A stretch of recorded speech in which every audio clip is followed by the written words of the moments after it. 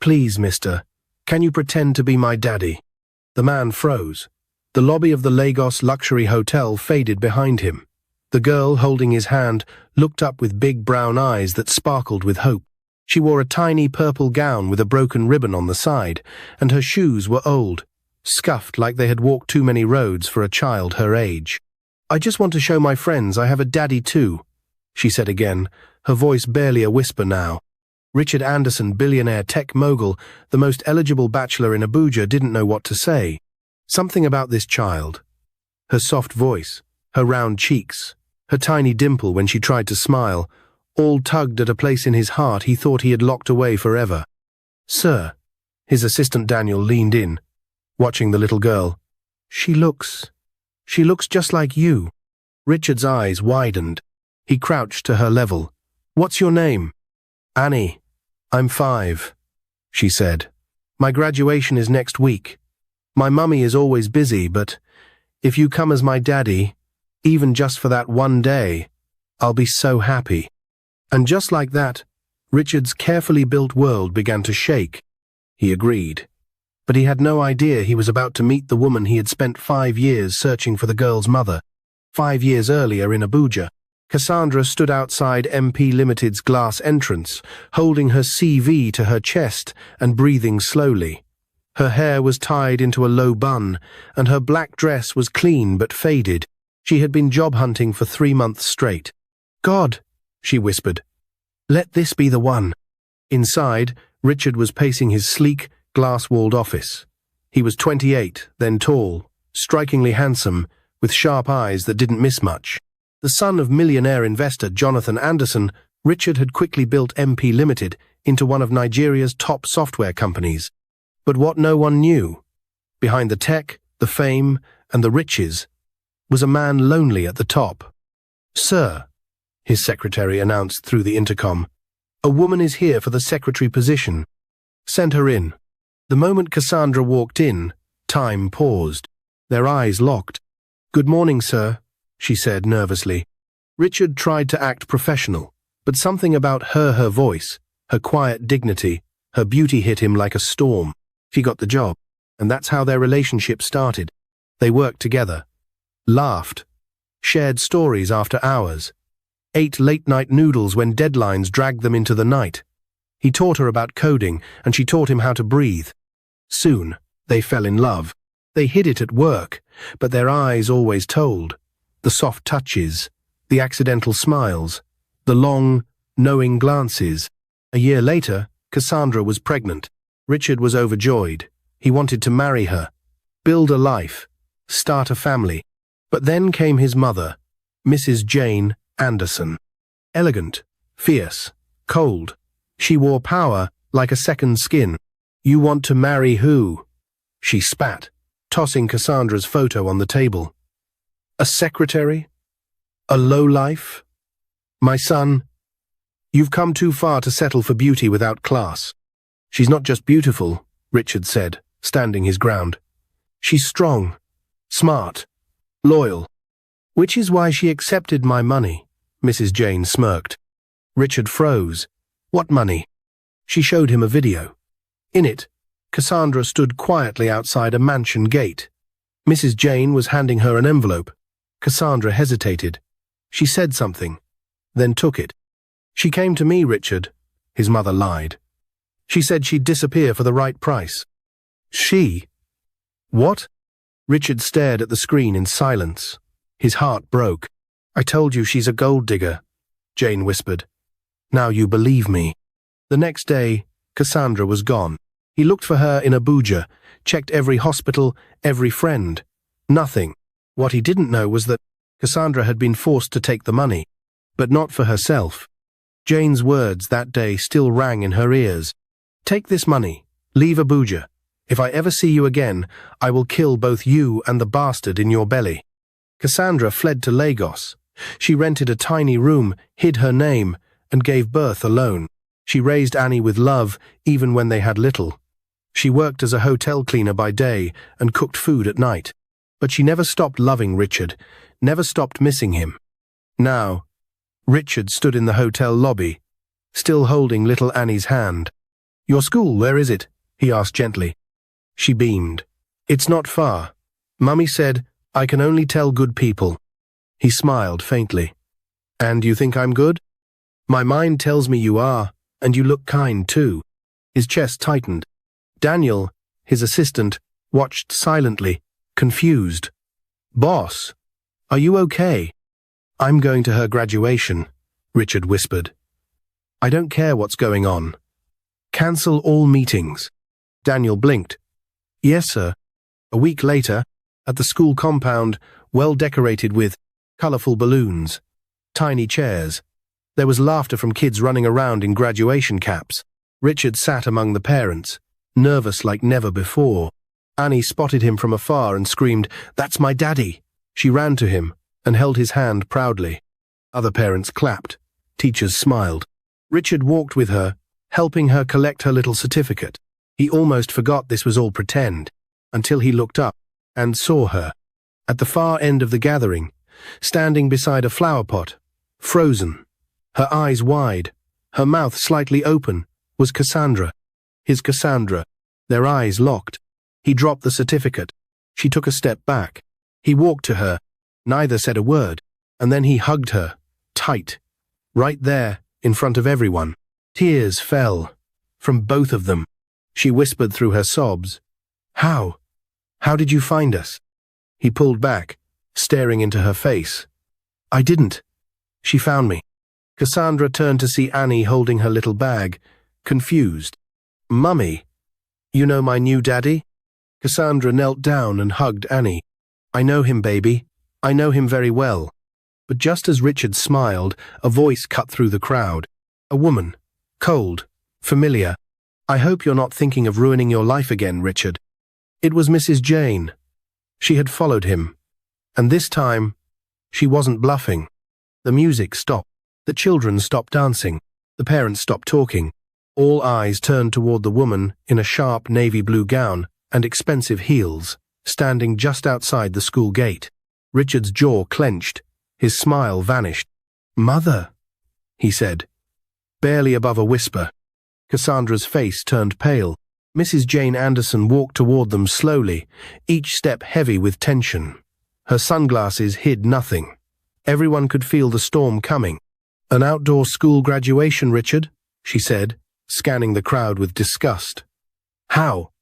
Common. Annie hid behind Cassandra. Mummy, who's that angry woman? Cassandra held her tight. Someone we won't let scare us. Richard stepped forward, blocking his mother's path. What are you doing here? I came to save you from a mistake you almost made again, Jane said, eyes now on Cassandra. She tricked you once, and now she sends her child to beg strangers to play daddy. Desperate women use children as bait. Mummy? Annie whispered, confused. Is she saying bad things about me? Richard snapped. Enough. His voice rang loud, silencing the schoolyard. Don't talk about the child, don't you ever— She looks just like you, but she's not yours, Jane shouted. Open your eyes, Richard. This is a trap.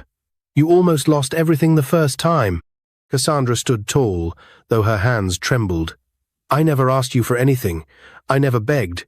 You threatened me. You paid me to leave, and then you lied to your son. Parents whispered. Teachers watched in shock.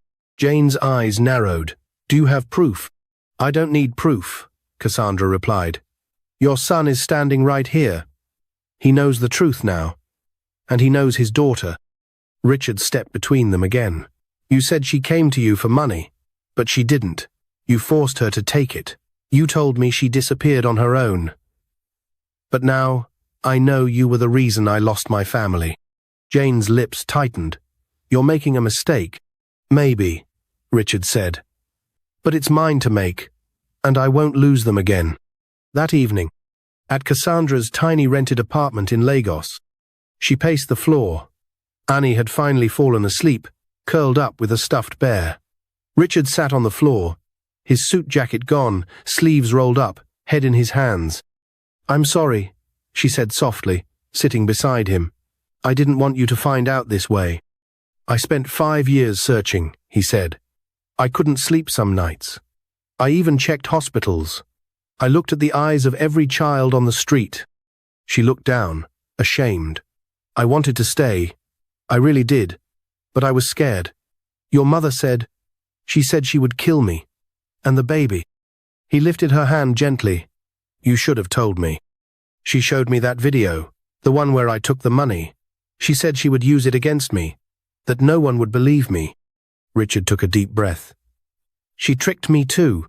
She showed me that same video, and I believed her. I thought, maybe you were just another person after the Anderson name. I never wanted your money, Richard. I just wanted you. And when I had Annie, I just wanted her to live. He nodded. I believe you. There was a long silence. Then she looked at him. Why did you agree to act like her father? You didn't even know her. Richard smiled faintly. Because something inside me whispered, she was mine. The next day, Richard didn't return to his hotel. He stayed. He walked Annie to school. He helped Cassandra cook breakfast. He sat on a stool, laughing with neighbors in the compound. It was like he was living in a different world, a better one, a real one. And for the first time in 5 years, Richard felt peace. But peace doesn't last forever. Back in Abuja, inside Anderson Holdings HQ, Jane sat with her lawyer. You're going to disown your own son? The lawyer asked, shocked. Jane looked out the window. He's no longer acting like my son. He's under her spell again. So yes, I'll remove his name from the company. You can't just erase him. I can. I made this empire. He inherited it. If he wants that woman and her daughter, fine. But he will not have this company. She picked up her phone. Call the board. Emergency meeting. If Richard doesn't walk away from that woman, we'll make sure he walks away from everything else. Back in Lagos, Cassandra opened the door to a surprise. A man in a black suit with an envelope. For Mr. Richard Anderson, the man said. Richard opened the letter and read it silently. What is it? Cassandra asked. He handed her the letter. It read, You are hereby suspended from your position as CEO, effective immediately, pending final board decision, Anderson Holdings Board of Directors. Cassandra gasped. Richard! He smiled faintly, eyes wet. She's making her move. But what are you going to do? Richard looked at her, then at Annie, who had come to hug his leg. He lifted her and whispered, For the first time in my life, I know exactly what I want to do. Richard is about to risk everything, his company, his reputation, and his inheritance to fight for Cassandra and Annie. But someone from Cassandra's past is about to return too, with a secret even Richard doesn't know yet. A secret that Cassandra had buried years ago, one that even she wasn't prepared to face again. Build up. The letter that changed everything. 2 days passed. Richard remained in Lagos. The media was already talking. Breaking news. Anderson Holdings suspends CEO over personal scandal. He didn't care. He was busy spending time with his daughter, his real daughter. Each time she called him Daddy, it shook something in his soul, something he had locked away when Cassandra vanished. He laughed when she called him to help fix her broken crayon. He cried quietly when she fell asleep holding his thumb.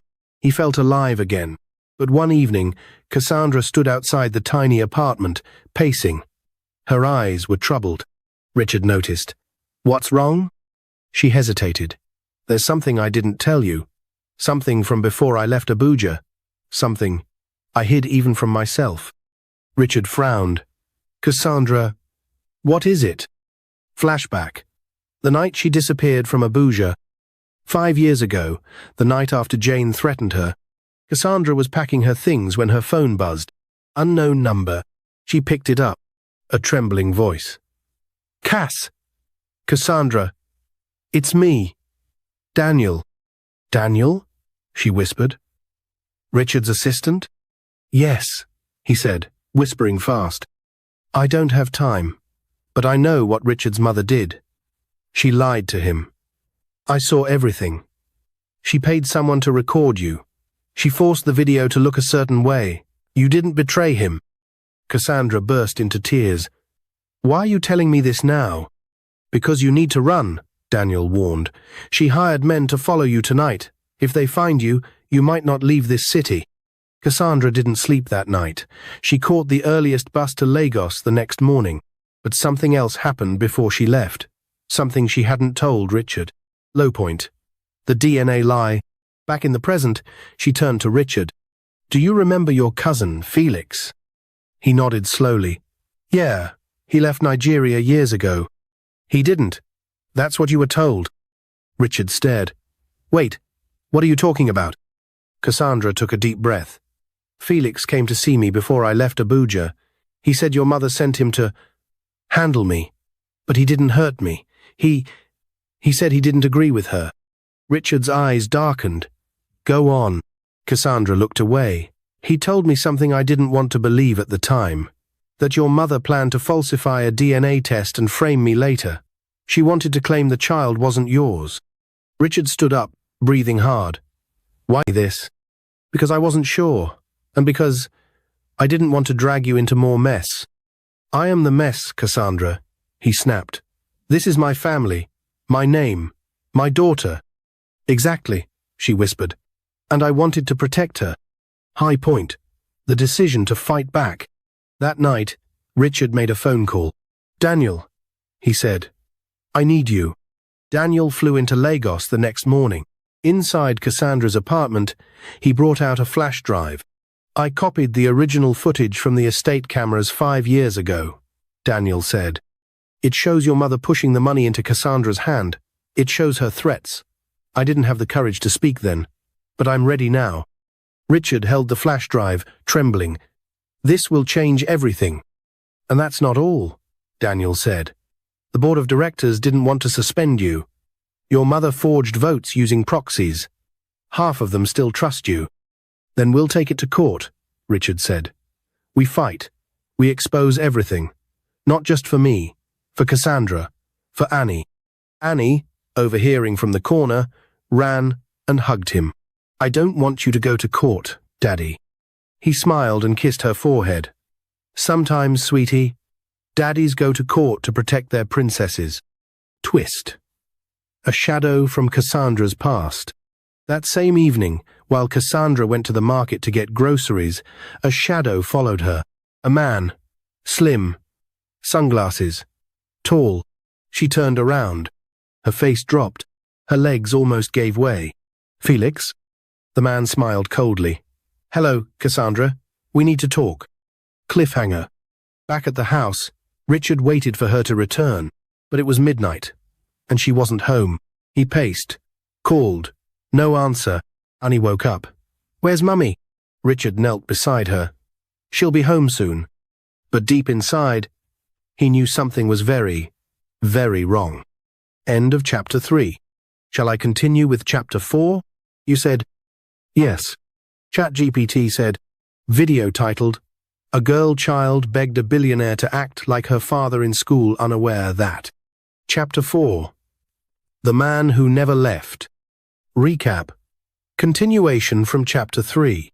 Cassandra vanished while returning from the market. Richard was left waiting, his heart pounding with fear. Meanwhile, the man from her past, Felix, had returned, and this time his intentions were unclear. Hook.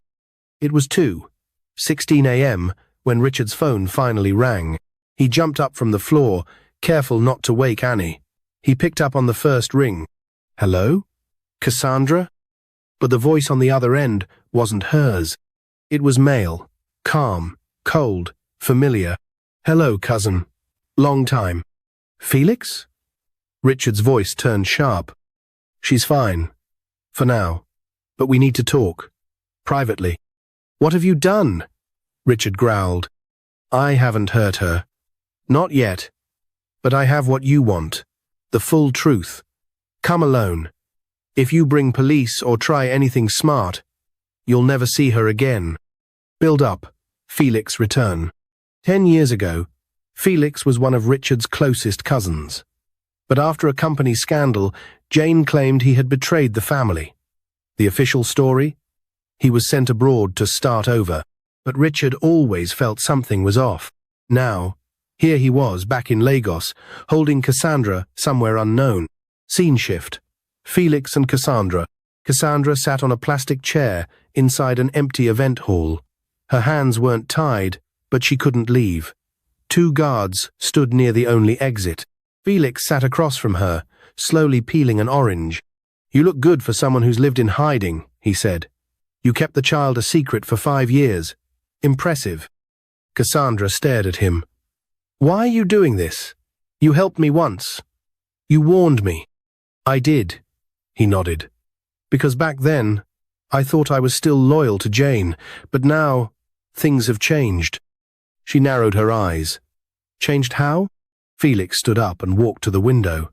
"Your daughter is the rightful heir to Anderson Holdings, but Jane is planning to rewrite Richard's will to give everything to someone else." Cassandra's heart skipped. "Who?" Felix turned around. "Her own charity foundation. A fake front. Once Richard is stripped of power, she'll funnel all assets into it and disappear. But I have proof. Documents. Videos. Emails." Cassandra blinked. "Then why involve me?" "Because," Felix said, stepping closer, "I need something from Richard. And you're the only one he'll listen to." Meanwhile, Richard prepares for war. Richard was pacing in his hotel suite, dressed in all black. Daniel tried to reason with him. "You can't go alone, Richard. It's too risky." "I have no choice," he said, loading a USB into his pocket, the one containing the original footage of his mother threatening Cassandra. "She took my company. Now she's trying to erase my family. But I won't let her." Daniel nodded, then handed him a pen. "What's this?" "It's a recorder. Just in case. Midnight Showdown. Richard meets Felix." The address Felix sent led to an abandoned wedding hall on the edge of town. Richard arrived to find the doors already open. Inside, the lights flickered. He saw Cassandra seated. She looked tired, but safe. And then Felix stepped out of the shadows. "Welcome, cousin." Richard's fists clenched. "Let her go." Felix smiled. "I will, but first, we talk." Richard walked slowly, stopping in front of Cassandra. "Are you okay?" She nodded. "Yes. He didn't hurt me." Felix leaned against a pillar. "I'm not your enemy, Richard. Your mother is." "I know," Richard snapped. "And I'll destroy her." Felix tossed a flash drive onto the table.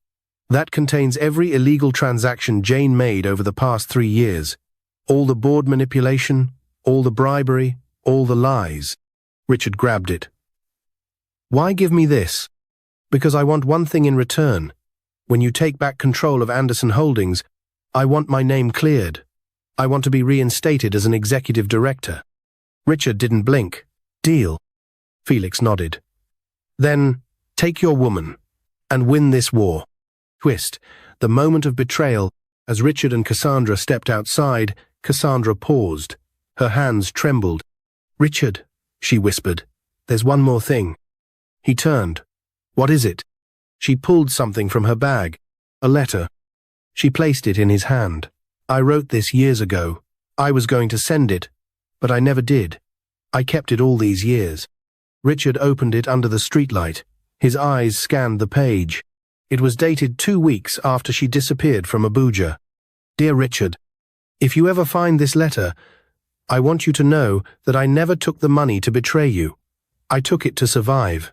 I didn't want to leave, but your mother left me no choice. There's something else I must tell you, something I never had the courage to say face to face. Arnie isn't the only one. I was pregnant with twins, but I lost one. That pain still lives with me." Richard's knees gave way. He sat on the pavement. The words echoed in his head. "Twins?" Cassandra knelt beside him. "I'm sorry. I was scared. I didn't want to bring more sadness." He buried his face in his hands. "And I never even knew," he whispered. Cliffhanger. Just then, Richard's phone rang. It was Daniel. He answered. "Boss, I just got a message from a private number. You're not going to believe this." "What now?" Richard asked, still shaken. "There's a child, a 5-year-old boy, in an orphanage outside Abuja. His records match Annie's blood type. The nurse says a mysterious woman dropped him off years ago. No ID, no name." Just one note in his file. Richard's heart raced. Daniel continued. The note said, "Twin A, keep him safe." Richard dropped the phone. Cassandra gasped. "Is it possible?" "Cassandra," Richard whispered. "What if our son is still alive?" End of chapter 4. Shall I continue with chapter 5, the final chapter? You said, yes. ChatGPT said, video titled, "A girl child begged a billionaire to act like her father in school, unaware that..." Chapter 5, final, Twin A. Recap. Continuation from chapter 4. Richard just discovered that the child he thought was lost, Annie's twin brother, might still be alive. A boy with her blood type was dropped off at an orphanage with a note, "Twin A, keep him safe." Cassandra, in shock, clutched her chest as the truth began to unfold. Richard's world had already been turned upside down, but this was something else entirely. Hook. The search begins. "Drive!" Richard yelled. Cassandra gripped his hand tightly as they raced through the night in Felix's car. The Lagos wind whipped through the cracked windows. Neither of them spoke for miles. Finally, Richard whispered, "What if it's really him?" Cassandra's voice broke.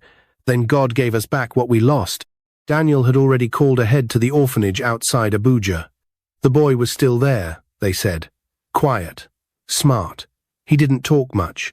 He just stared at the sky and hummed to himself. They arrived at sunrise. The orphanage gate creaked open. Richard stepped in first. His heart pounded harder than the day he built his first company. Harder than when he met Annie. This was different. A kind-faced matron welcomed them. "We've been expecting you." She led them through a small garden, and there, under a mango tree, sat a boy, 5 years old. Dark, brown skin, wide eyes, a calmness that was strange for his age. He was building something out of stone-stwo houses, joined together. "Chuka," the matron called gently. "You have visitors." The boy looked up. Cassandra gasped. "He has Richard's eyes." Richard fell to his knees. "Hey there, little guy," he said softly. The boy tilted his head. "Are you my real daddy?" Richard's heart shattered. "I think so.